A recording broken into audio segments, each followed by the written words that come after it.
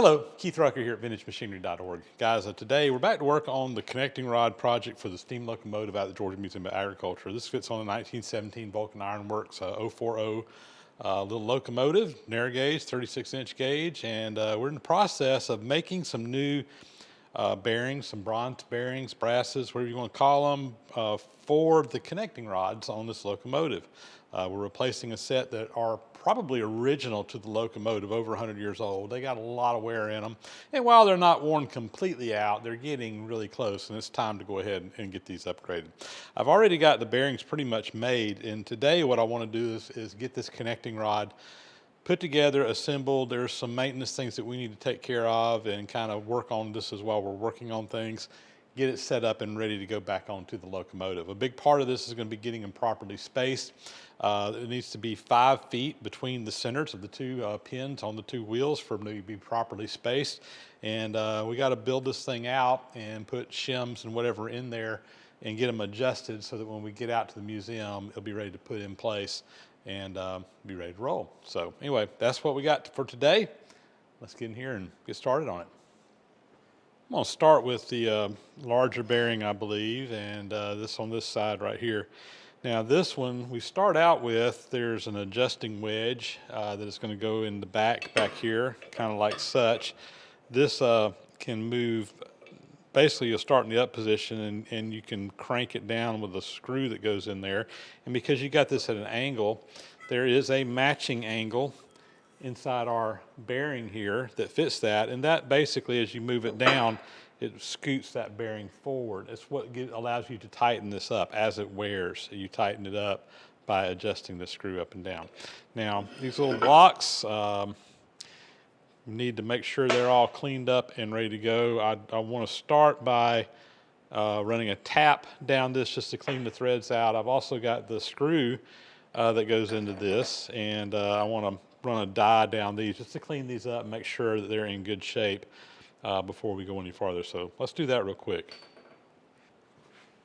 So I'll just put our part in the vise here and take a 5/8 11 tap, and I'm just going to run it down through here. It's already been tapped. I'm just cleaning anything out of those threads, making sure we got good threads all the way down, and that looks good. And while I'm at it, I'm going to go ahead and do the one for the other side at the same time here.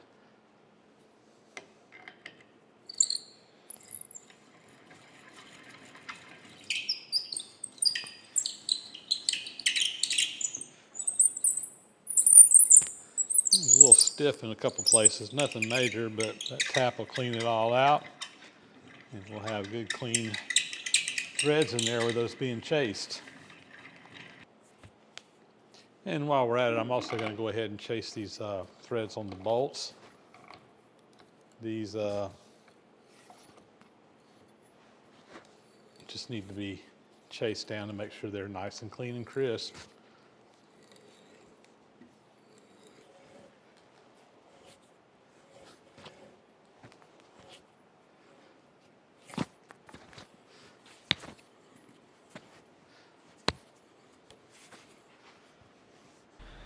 All right, let's take a quick look at the blueprint here and come up with how this needs to be put together. So this is the large end, the one with the large hole, and you can see the strap around here. This is the connecting rod, and of course the brass is right there in the middle. You can see on the end here the wedge that moves up and down to adjust things right here. And it shows a 1/4-inch liner in between there, so just basically a piece of steel. And the bolts come from the bottom up, and they have double lock nuts on the top to hold everything in place. So that's kind of how this end goes together. We're going to go ahead and put it together without any shims other than the liner that it calls for. And once we get everything kind of put together, we'll see if we need to put any shims. Now, as these wear, you basically have to increase your shims on both sides of the bearing. But these being new bearings, hopefully we won't have to put any shims in it at all, or very few shims, to get things to to match out like it should be. So let's go ahead and see if we can get this side put together just like the blueprint. All right, so our wedge goes in from the top side up, and I got one of our bolts here that we just put together for this. And I'm going to go ahead and just screw that all the way up in there. I want this wedge to be in the top position. That'll give it the most amount of movement down to actually adjust things. And as you can see, once it kind of gets tightened up, when you tighten this nut up, it moves the wedge down, or tighten the bolt up.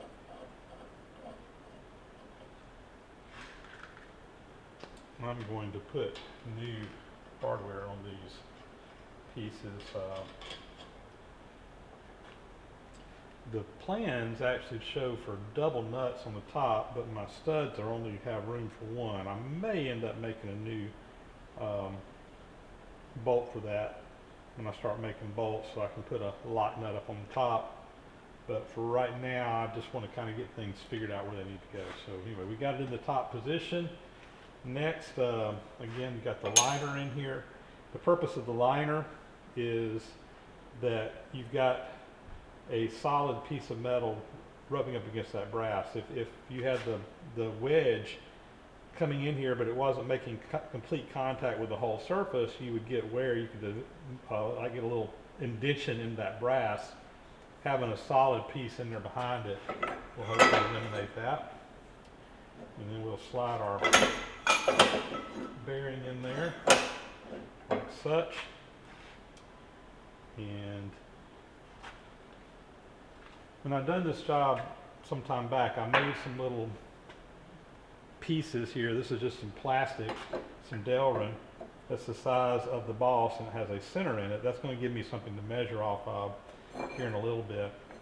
And we'll go ahead and slide this up on there. That's just going to kind of emulate the actual pin, and we can actually use that center hole in there to put a set of trammels in to get our distance between the two ends put together like it needs to be. All right, this is interesting. I'm just kind of trying to get things planned out here, and I was doing a little bit of measuring, trying to figure out what we need to do next. And I know what we need to do next. We need to work on getting some new tapered bolts made. Now, again, according to the blueprints, these holes are tapered, like a tapered pin, and the top of this bolt has a taper in it. I have gone over and measured that taper with my taper micrometer. I've measured the taper based on what's in, the top diameter and the bottom diameter. These are rough measurements. These are, as you can see, that tapered pin has been in and out many times, very likely the original tapered pin. The holes in here, again, they're, I'm not going to say worn, but they've been stuff in and out of. There's rust and stuff down in them. But I've been able to calculate the taper on these. And I've also, again, got my blueprint right here that tells what the taper is. And according to the blueprint, the taper is an 1/8 inch per foot, which is pretty standard on old steam locomotives. 1/8 inch per foot was a taper that was used for a lot of things. Now, a tapered pin like we use now, you see me using them a lot. They use my tapered reamers for. Those have a taper of 1/4 inch per foot. So when I was getting ready for this, knowing that I was going to be doing this, I actually had a tapered reamer ground, custom ground to 1/8 inch per foot, because I knew that was what the blueprint said. And I got with Kurt Meyer. Kurt's got a grind shop down in North Florida, and not too terribly far from me. And basically, we got a number 11 tapered reamer, 1/4 inch per foot. He put it on his CNC grinder, reground it to an 1/8 inch per foot so that I could do these. But when I came over here and was just playing around, I dropped this reamer down in here, and lo and behold, you can feel it bottoms out in the bottom, but it's wiggling around. What's going on? So I started measuring things. Turns out these two holes down here are tapered at 1/4 inch per foot. But what's interesting is on the other end, let me go down here. The other end, measuring them out, and again I can drop my tapered reamer down into this hole and it bottoms out nice and tight, no rattle at all. This end has a 1/8 inch per foot taper, the other end has a 1/4 inch per foot taper. Why is that? Well, the bottom line is I don't know why they got different tapers on both ends, but here's my suspicion. My suspicion is that sometime in the past this was worked on, and they didn't have a 1/8 inch per foot taper reamer because it's not a standard reamer. You just can't go out to the store and buy one. So they reamed these out when they were doing some repair work to it to 1/4 inch per foot, which honestly I consider doing myself just to make life easier, but I really wanted to get it back to the blueprints, back to the original. So what is my game plan? My game plan is we're probably just going to go with the tapers that are in here, and I know this isn't again to the blueprint, but we can make parts to match, and we're just going to go with what we got. So I've got a 1/8 inch per foot taper reamer that we can use to ream out the small end and make new bolts and get those to size. I don't have a 1/4 inch per foot reamer in this size. This is a number 11 reamer size right here. I have tapered reamers up to a number 10, but I don't have a number 11, so I'm going to have to go purchase a number 11 tapered reamer for 1/4 inch per foot so that we can ream these out and get them uniform from top to bottom, and then make new bolts to match. We're going to be making all new hardware anyway, so yeah, it's a little bit aggravating because I'm going to have to do 2 setups on the taper attachment on the lathe, but hey, we can deal with it. We can fly. So a little surprise there. Wasn't expecting that, but we're going to make do with what we got. At least my custom-made taper reamer can be used on one. It'll be interesting when we get the other connecting rod off the other side to see if it follows suit, see if they did the same thing on it or whether it's got 1/8 inch per foot on all of them. Like I said, I'm pretty sure this was modified at some point in time. No big deal, it'll work fine. It's just a different taper, but as long as we make them match, as long as we make them fit, that's all that matters.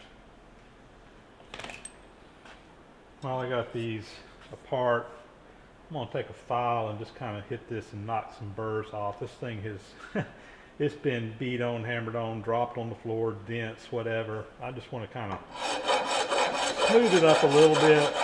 I'm not worried about making it perfect, but that strap does go on this, and I want to make sure that it's got a pretty nice surface to slide up over. That's going to be good enough, I think. I don't want to take too much off of it. I'll go ahead and hit the other side, and I'm going to hit these, really all these sides around it. There's a nice kind of ding here on the sides. This side doesn't really matter, but we'll go ahead and take that off while we're at it. So this connecting rod is stamped right here, LB. That's for left back. This is the left connecting rod, the back bearing. This strap on the top is stamped right here, LB, left back. And the original brass pieces are also stamped LB, so you could tell which one went with it. So I want to go ahead and put my stamp marks in here and identify where these go. They're pretty much in position the way they're going to go together. And I also, anytime I make a part for the locomotive, I put my initials on it as well as the date, and that's just a note for me in case I ever have to come back or somebody behind me wants to see when this part was made, how long it's been on there, what have you. In fact, let me show you. There's a wedge that I made, and you can see KR 2023. I actually made that last year. There's a video out there somewhere that shows that, so that's kind of what I always do on these. Just helps me down the road. I'm going to put the LB in here. I'm going to stamp it here. I'm going to stamp it over here as well. See, I want to make sure I'm over solid brass in there.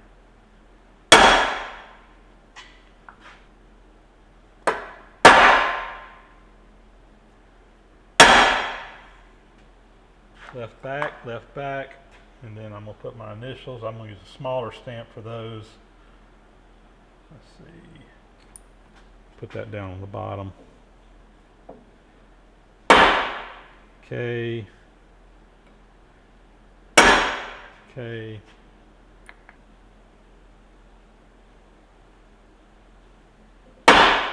R.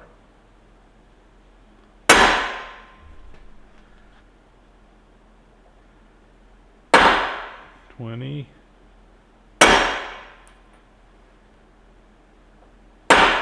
0.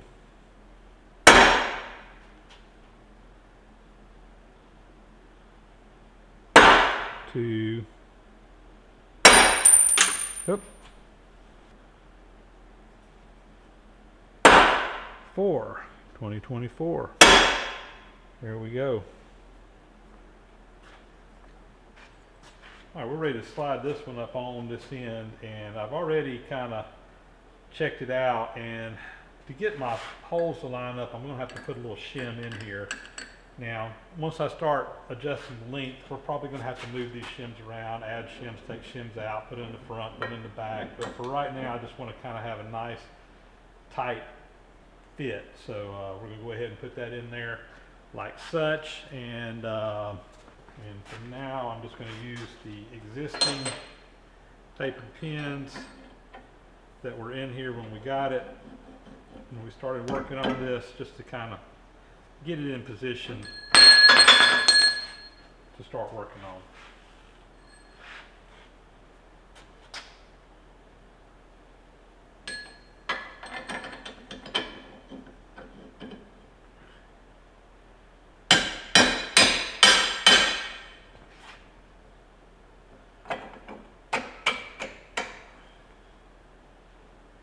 All right, we're just going to kind of leave that like it is for right now. The front pin is not lining up very well at all. It is.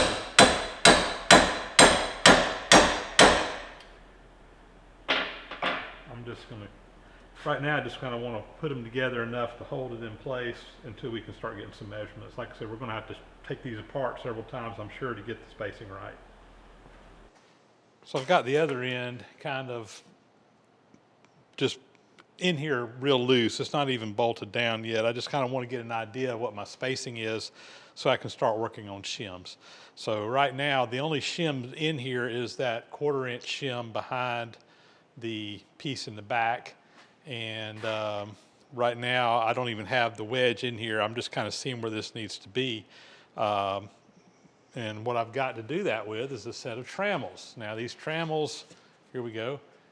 Basically, I just got 2 little points. These are adjustable. They just screw onto a beam. I just got a piece of plywood here and cut it the length, and I've measured 5 feet between the 2 pins. And what we're going to do is we're going to come in and measure on the 2 center holes of that represent the pins on the wheels, and we're going to see where we are in relationship to one another. So pardon me for turning my back to you. I got that one over on this side in the hole, and I'm coming in here and I can see I've got about 1/4 inch that this back bearing needs to come to me. So what I need to do is put a shim on the back side of this.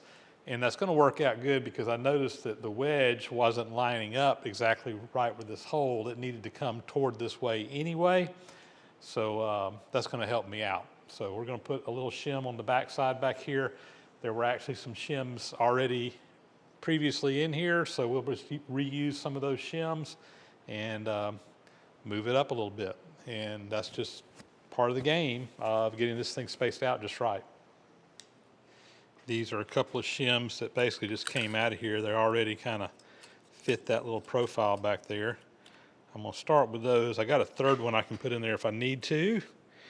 Let's slide it all back together and try it out again before we do it though. So I got my trammel here again, and that fits pretty darn good right there. So I got them both in, so I'm happy with that setup. So now we need to get the wedge in here and see if we need to put it, what we need to do on shims. It calls for a 1/4 inch shim in there anyway, We may have to shim it out a little bit more or less to get it to line up with the hole. But let's work on that next.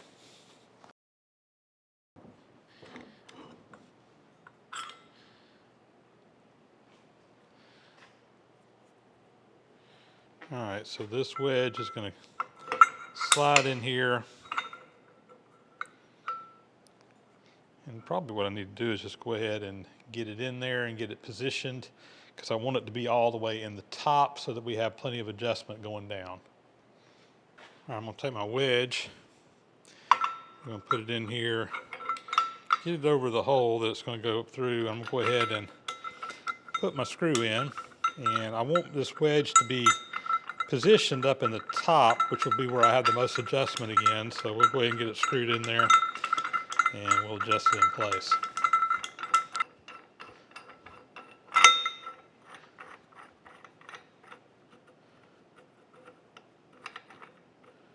All right. And this nut looks like it's got room for a double nut lock washer on it, double nuts on it like it's supposed to be. I'm going to remake the one in the back so that we can put 2 nuts on it. And there's a little bit of gap still in there. I need to put a shim in there to take that out, so let me figure out what that needs to be. I just put 2 little marks on there, and I believe that shim's going to be pretty darn close. Let me clean it up and put it in there.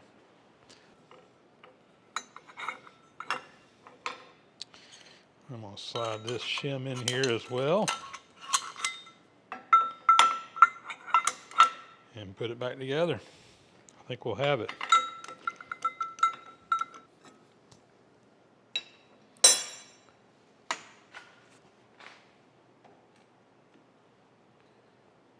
Perfect.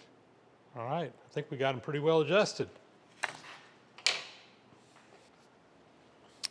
And I got these stamped as well, so we know which bearings go where. And I think we got everything sized up like it needs to be. All right, next thing I need to do is work on my tapers and make some new bolts to go in here.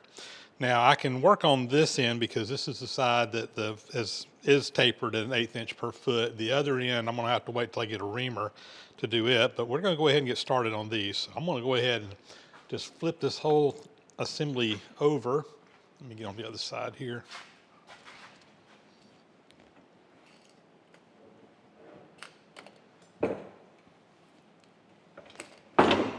So this will be the large end of the hole. I'm going to go ahead and just knock one of these pins out, and I'm going to get my custom made reamer, and I just want to kind of freshen that hole up a little bit, and then we'll kind of go from there on figuring out what size bolt to make to go down in there. So again, I got a reamer here. This reamer is tapered at 1/8 inch per foot, and see what's going on. You get a flashlight and look down in there. All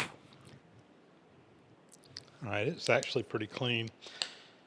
I'm gonna go ahead and again kind of put this down in there. Feel it kind of bottoming out a little bit right there. I'm gonna lube this up pretty good with some cutting oil.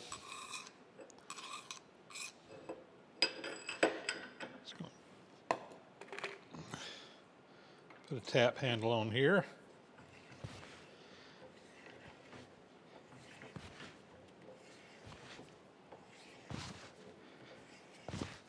Start working our way down that hole.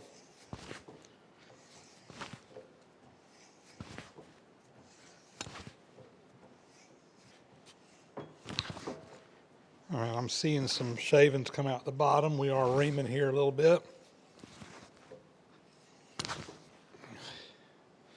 I don't want to go too far with it, so I'm just going to lightly do it. I'm going to try to kind of back it out here. There we go. Yeah, I can see where it's reaming a little bit. I'm trying to open that hole up where it just kind of matches all the way down. Looks like it's mostly going out of the, it's cutting a little bit up in the top and a little bit in the bottom, but not much in between. So we need to kind of get it where we have pretty good contact from top to bottom.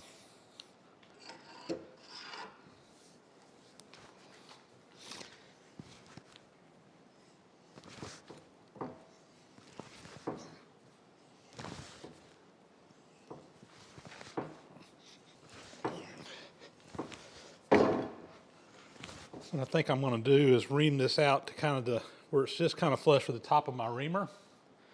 And we'll do them both the same depth, and then we can measure that and know what size the large diameter needs to be on the pin.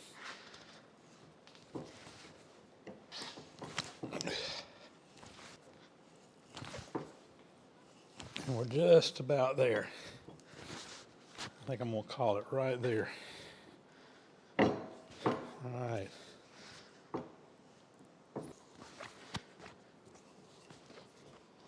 All right, I think we got that. All right, first hole has been reamed.